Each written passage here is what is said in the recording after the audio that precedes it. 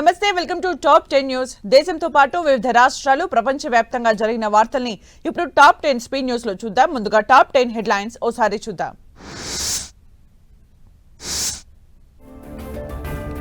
Liquor కేసులో మిథున్ రెడ్డికి remand, Rajahmundry central జైలుకు తరలింపు. కక్ష సాధింపులు, కట్టుకథలు, అక్రమ కేసులు, మిథున్ రెడ్డి అరెస్టుపై న్యాయ పోరాటం చేస్తామన్న వైసీపీ.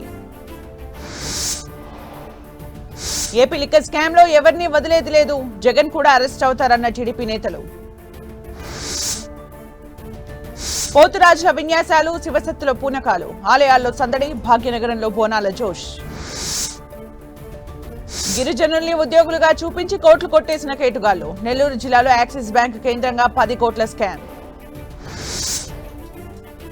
అసెంబ్లీ సాక్షిగా రమ్మి అడ్డంగా దొరికిపోయిన మహారాష్ట్ర మంత్రి. రేపటి నుంచి పార్లమెంటు వర్షాకాల సమావేశాలు, అస్త్రశస్త్రాలతో సన్నద్దమైన అధికార విపక్షాలు. ఢిల్లీ జడ్జి యశ్వంత్ వర్మపై అభిశంసన తీర్మానం, 100 మంది ఎంపీలు సంతకం చేశారన్న కిరణ్ రిజిజు.